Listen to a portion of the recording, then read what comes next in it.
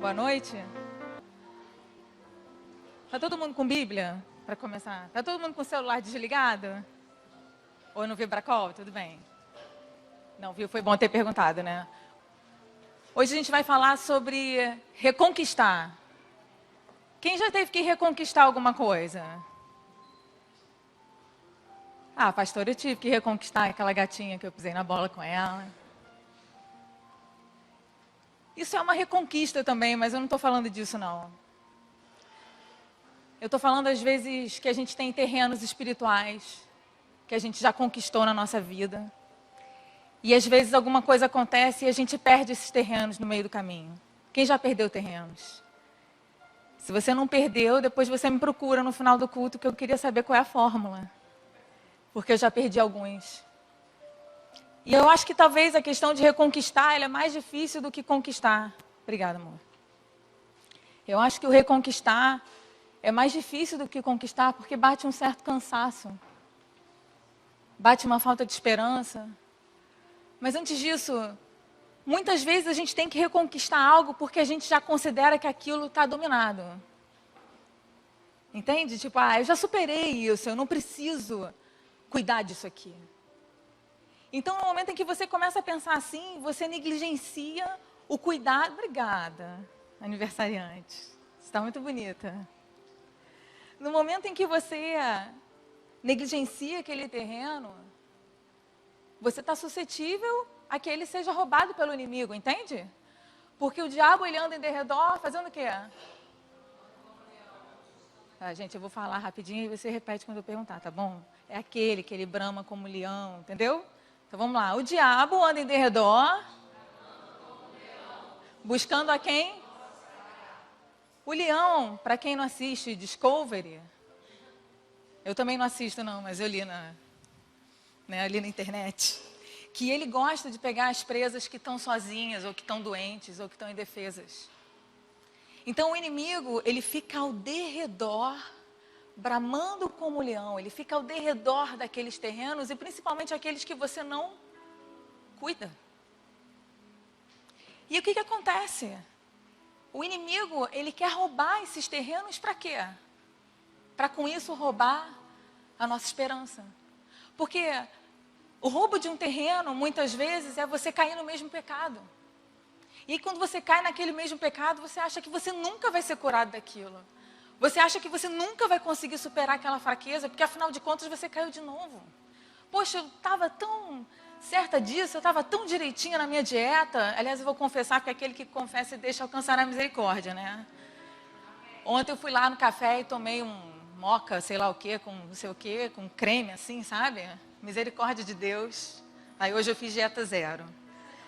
Mas, se você cai na sua dieta e você simplesmente chutar o balde achando que você não vai conseguir reconquistar aquilo, isso é um erro. Porque a gente cai e depois a gente tem que continuar andando. E vamos abrir aqui a Bíblia. Lucas 23, 48 e 49.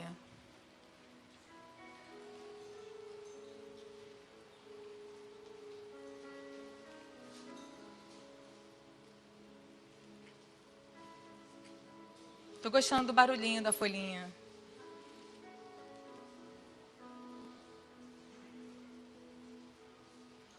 Lucas 23, 48 e 49. Qual era a situação aqui? Jesus tinha acabado de ser crucificado e ele tinha morrido.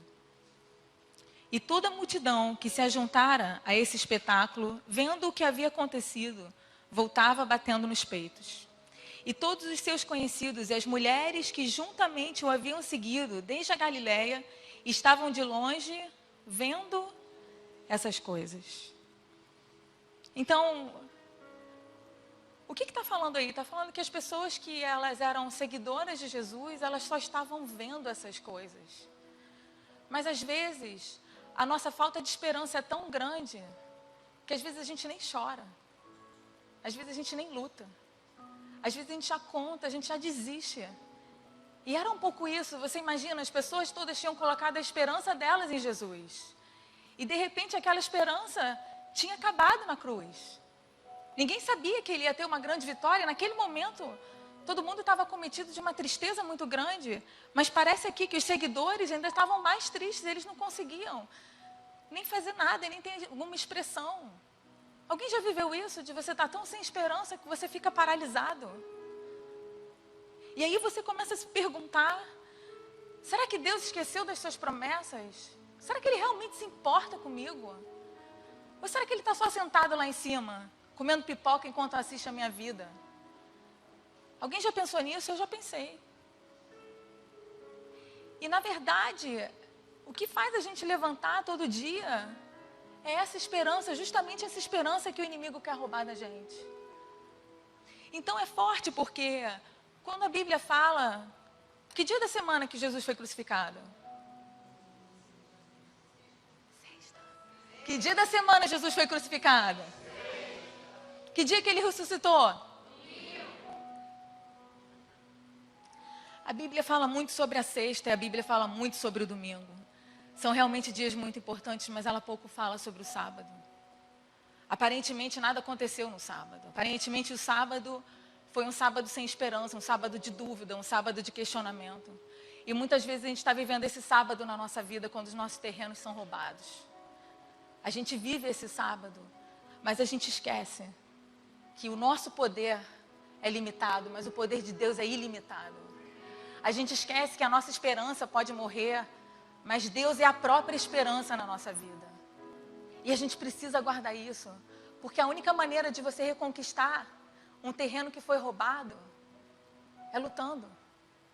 Não tem outra coisa. A nossa vida é um cair e levantar o tempo todo. Mas, poxa, pastora Carol, vou ter que viver sempre essa luta. Vai. Mas sabe o que é? Essa luta é o que faz a gente ficar com músculo espiritual. Quando você vai para a academia, não é uma luta? Pelo menos para mim é, menos para o Eric. Para o Eric é um momento de lazer. Para mim ainda é uma luta. Para você também? Mas existe um preço que a gente paga por algo que a gente quer. Existe um preço, a gente precisa lutar pelos nossos objetivos. E a gente precisa lutar por aqueles terrenos que foram roubados também. Então, nesse sábado, e esse sábado das nossas vidas sem esperança, na verdade, nesse momento de silêncio, Deus estava preparando a ressurreição. Deus estava preparando a grande vitória que ia acontecer no dia seguinte. Amém? Vamos andando. Salmo 37, 24. A questão é que somente ter esse entendimento não traz nossos terrenos de volta, ok? Saber que Deus está no controle, saber que tem o tal do sábado, saber que tem o domingo da ressurreição. Isso ministra o quê? A nossa fé. Mas isso não traz o terreno de volta. O que traz o terreno de volta? O que traz? Luta. Vamos lá. Salmo 37, 24. Esse é para você escrever no post-it, colar no seu banheiro. É bom, gente, botar no espelho. Aí quando você vai se ver, você lê o versículo. Aí olha o que está escrito. Vamos ler junto. Ainda...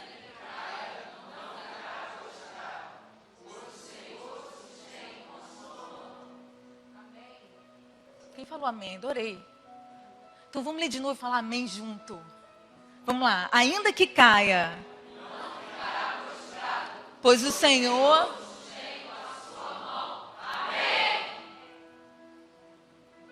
Quando você continua a lutar, você está declarando para o mundo espiritual que você não vai desistir.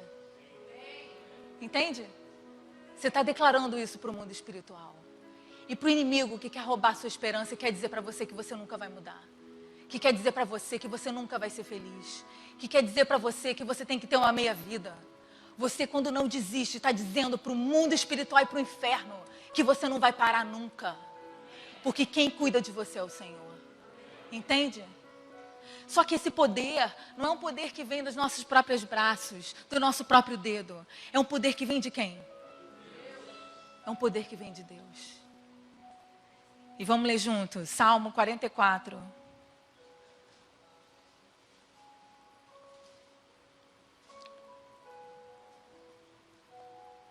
do 3 ao 5.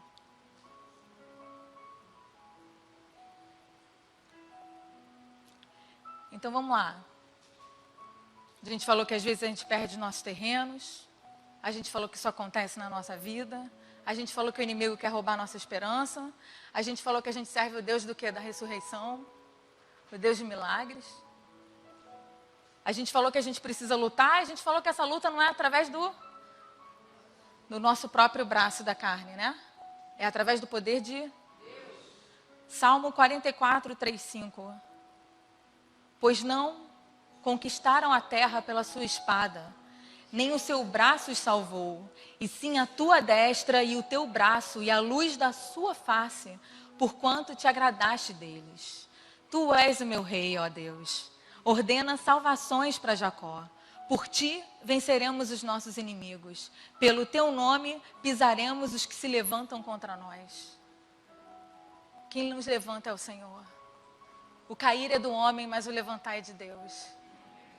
E a gente precisa entender essa dependência. Porque se a gente não entende essa dependência, a gente começa a ter medo de cair. E quando a gente tem medo de cair, o inimigo tem um domínio muito grande sobre a nossa vida. E o que você precisa entender é que ainda que você caia, você não vai ficar prostrado. Se eu tiver que reconquistar aquele mesmo terreno 1 milhão de vezes, eu vou reconquistar. Porque eu acredito naquele que me dá a força, entende? A gente precisa guardar essa verdade no nosso coração, porque no momento em que a gente está vivendo a batalha, a gente tem a tendência de esquecer essas coisas. Por isso que é tão importante a gente ler a Bíblia, por isso que é tão importante a gente memorizar versículos, porque é nessa hora isso que salva a gente, é isso que tira a gente do poço, da tristeza, da desesperança, entende? E qual é o nosso papel? O poder é de Deus, então eu fico na minha casa esperando que Deus faça algo. Não é isso? Ai, gente, como é isso? O poder é dele, o que eu tenho que fazer? O quê? O poder é de Deus, gente. Vamos lá. Vamos em Neemias. Estamos fazendo um passeio, hein?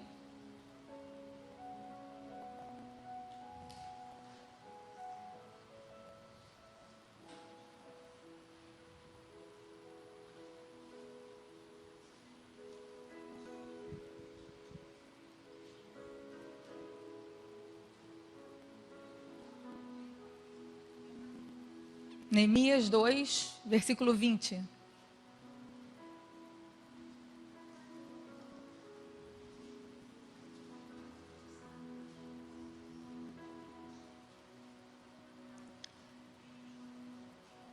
Então, lhes respondi e disse: o Deus dos céus é o que nos fará prosperar. E nós, seus servos, nos levantaremos e edificaremos. Mas vós não tendes partes nem justiça nem memória em Jerusalém. O nosso papel é nos levantarmos e edificarmos. Se você fez um concurso e você não passou, o seu papel é se levantar e continuar estudando. Se você foi na nutricionista e ficou decepcionada com o que você ouviu, o seu papel é continuar fazendo dieta, fazendo exercício. Se você ainda não conquistou determinadas áreas da sua vida, o seu papel é continuar andando. Porque se aquilo for a vontade de Deus, Ele vai fazer. Se o seu problema é um problema financeiro, você precisa guardar esperança no seu coração e perguntar para Deus se tem algo que você possa fazer. E se tiver algo que você possa fazer, faça. Se tiver algo que você possa edificar, edifique. Se tiver em algum lugar que você possa se levantar, se levante, que Deus vai honrar teu esforço. Eu estava assistindo um programa, estava passando e foi uma coisa muito linda, né? O rapaz, ele era um servente de um prédio e ele compunha músicas de samba. Eu nunca assisto esse programa, a probabilidade de eu assistir aquilo é 0 ou -1. Mas eu estava numa situação que estava esperando uma pessoa e ele compunha músicas de samba. E aí o cara do programa fez uma surpresa para ele, convidou ele para o programa e chamou 3 grandes cantores de samba para cantarem a música que ele tinha composto. Cara, foi tão bonito, sabe? Ele estava ele, a esposa, a família. E aí, no meio da coisa, ele fez a propaganda dele, ele falou que ele estava desempregado, que ele fazia frete, que ele fazia biscate. Deu o telefone e falou, qualquer coisa me liga. Achei muito engraçado. Mas aí ele estava falando, né, que às vezes era muito difícil manter a cabeça erguida diante das dificuldades. Que era muito difícil não fazer uma besteira. Achei aquilo tão forte, sabe? Ele falou, mas eu não faço uma besteira por causa dos meus filhos. Isso é uma pessoa que tem terrenos roubados, mas que continua acreditando, entende? O fato de você não se corromper porque os seus terrenos foram roubados faz toda a diferença.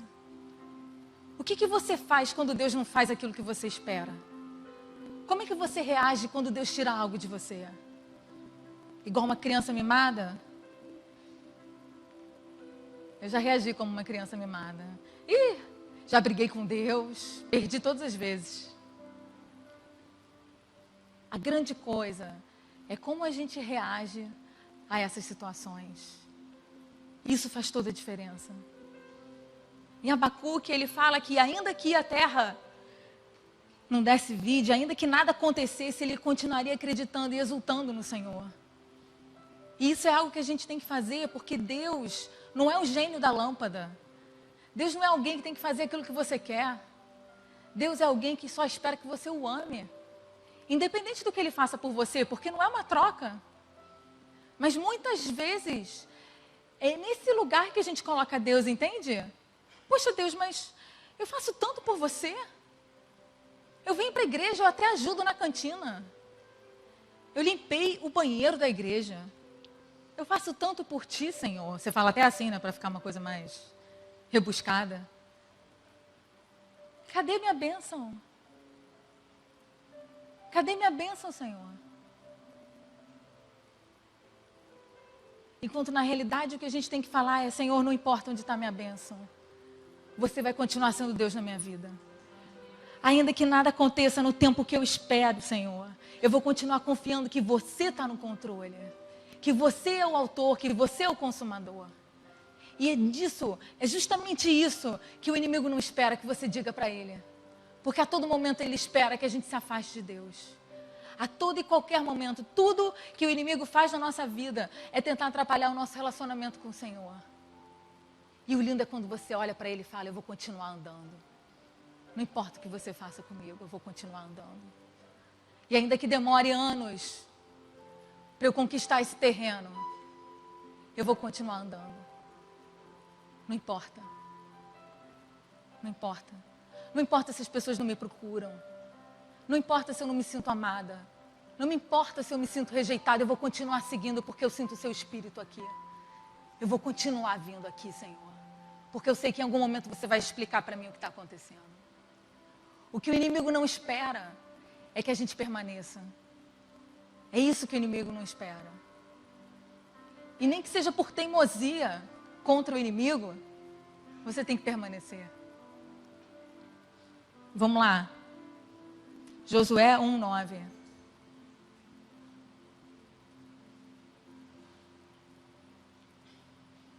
Então, existe essa parte da conquista que faz parte do nosso esforço e da nossa dedicação. Existe algo que a gente pode fazer. Todo mundo conhece a história de Lázaro? Vagamente, Lázaro era aquele cara legal. Lázaro tinha morrido. Não é essa parte que vocês vão abrir não, tá, gente? Josué não tem nada a ver com Lázaro. Lázaro é no Novo Testamento. Tá tudo bem, tá tudo no controle aqui. Vamos ficar calmos. É só um parêntese. Lázaro tinha morrido. Já tinham 3 dias e Jesus chegou lá no lugar onde ele estava sepultado, né? As pessoas mais ricas eram sepultadas dentro de uma gruta. Imagina, uma gruta e uma pedra enorme tampando aquela gruta. Não devia ser uma coisa muito leve, né? Imagina uma pedra grande para tampar a gruta, que cabia uma pessoa. E aí quando Jesus chega lá, aquele vucu-vucu, né? Todo mundo, Jesus, Jesus, as irmãs de Lázaro chorando, aquela confusão. E aí Jesus chega e fala, tira a pedra. Mas Jesus era Jesus. Jesus tinha o poder de Deus, ele não podia falar, pedra sai, pedra quebrai, pedra some. Pedra pulveriza, sei lá, ele podia ter falado qualquer coisa. Pedra, pirim-pim-pim. Não tinha pirim-pim-pim na época. Mas Jesus pediu para que as pessoas tirassem a pedra. Você não vai tirar a pedra se você não tem a fé de que Deus pode fazer algo naquela situação. A única coisa que ele pediu para aquelas pessoas é para que elas tirassem a pedra. Elas não tinham que fazer mais nada, elas só tinham que tirar aquela pedra. E muitas vezes é isso. O esforço e dedicação é tirar a pedra. Qual é a pedra que você precisa tirar? É acordar mais cedo para fazer exercício? É acordar mais cedo para estudar? É organizar o seu horário? É cuidar mais da sua saúde? Qual é a pedra? Manifesta a sua fé tirando essa pedra. Você vai ver que é só isso que você tem que fazer. Você vai ver que na realidade Deus está esperando por isso. Que você pegue, que você toque essa pedra por fé, de que Ele vai fazer alguma coisa e que você atire. Vamos lá para Josué 1:9.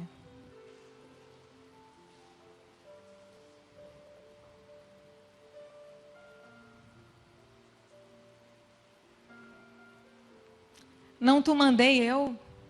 Esforça-te e o quê? Não pasmes e nem te espantes, porque o Senhor teu Deus é contigo por onde quer que andares. Às vezes a gente se espanta. Às vezes a gente fica pasmo.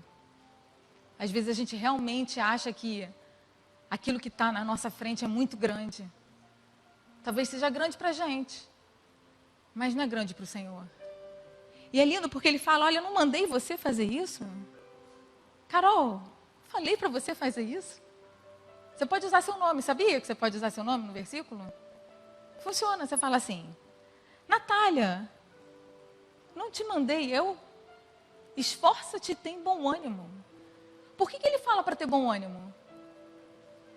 Deve ser porque às vezes a gente fica sem ânimo, né? Quem já ficou sem... Não, vamos, melhor. Para você não se expor. Quem conhece um amigo que já ficou sem ânimo? A gente fica sem ânimo. Sabe por que a gente fica sem ânimo? Porque o nosso tempo é diferente do tempo de Deus. O nosso timing é outro. Ah, é claro, Deus é lento. Deus não é lento. Deus não é lento. Deus sabe a hora exata de fazer e o que fazer, e quando fazer e como fazer. E você só precisa guardar isso. Você é o meu Deus. Você é o meu Senhor. Quando você fala que alguém é o seu Senhor, você está dizendo que Ele é o quê? Não, Carol, é um pronome de tratamento, Senhor. Mas quando você fala isso com sentido, Ele é o meu Senhor, você está dizendo que Ele é o seu dono. Você está dando o governo da sua vida para o Senhor. Você está dando os seus pensamentos para Ele. Ah, mas quer dizer então que eu não posso pensar em nada, que eu não posso ter batalha, que eu não posso não sei o quê, fiquei robotizada. Quisera eu ficar robotizada, né? Não, porque essa coisa do livre-arbítrio é muito complexa. Se a gente pudesse levar um choquezinho, mas uma coisa leve, gente, só um leve incômodo para fazer você voltar para o lugar. Eu sei um tal de gente andando na rua assim, né? Olhou para a coisa errada. Tô brincando. Não tô brincando, não. Eu vou perguntar isso para o Senhor. Eu tenho umas coisas que eu vou perguntar. Eu vou perguntar essa coisa do livre-arbítrio. E eu quero perguntar essa coisa da Eva. Eu fiquei em batalha com a Eva. Porque ela causou muito transtorno, principalmente para as mulheres. Fala sério, a coisa da gravidez não é uma coisa muito simples. Será que a gente vai ter oportunidade no céu de chegar e fazer essas perguntas? Vai para a sala do questionamento. Aí você vai para essa primeira sala. Você senta lá, mas não deve ser nada disso, né? Você deve ficar tão emocionado. Esquece tudo, né? Deve ser momento viagem. Voltando aqui do túnel do tempo. É nessas dificuldades que Deus trabalha na nossa vida. Se a gente vive um cristianismo o tempo todo, que o seu barco não sacode, que está tudo acontecendo. Primeiro que eu nunca vi a vida de ninguém assim. Se alguém tiver a vida, também me busque depois do culto, que eu queria saber. Mas é nesses momentos de sofrimento, é nesses momentos de tristeza, é nesses momentos que a nossa dificuldade é grande. É nesse momento que a nossa fé é testada. Ah, então quer dizer que eu tenho que ser triste? Não, você não tem que ser triste, sabe por quê? Porque a alegria do Senhor tem que ser a sua força. E como é que é isso da alegria do Senhor ser a sua força? Significa que você vai continuar confiando nele, se alegrando com ele. Ainda que o inimigo fale para você que acabou, você vai dizer para o Senhor que não acabou. Não acabou. Esse terreno não vai ficar assim aqui. Eu vou conquistar isso de volta. E se eu não conseguir conquistar isso, Senhor, eu vou entender que você vai me dar um terreno muito melhor, muito maior e muito mais frutífero do que o que eu perdi. Amém? Senhor, declaramos agora para Ti, Senhor, que acreditamos nas Suas promessas, Senhor. Acreditamos, Jesus, que cada uma delas, Senhor, irão se cumprir a Teu tempo, Senhor. Não no nosso tempo, Jesus. Senhor, eu quero repreender, Senhor, espírito de falta de esperança, Senhor. Espírito de tristeza, espírito de temor, espírito de confusão, Senhor. Jesus, que possamos guardar a nossa fé, Senhor. Que possamos proteger a nossa visão, Senhor. Que possamos renovar, Senhor, os nossos votos a Ti a cada dia, Senhor. Acreditando que você vai cumprir cada palavra em nossas vidas, Senhor. Em nome de Jesus, Senhor. Gente, muito obrigada. Boa semana para vocês e até terça em Botafogo.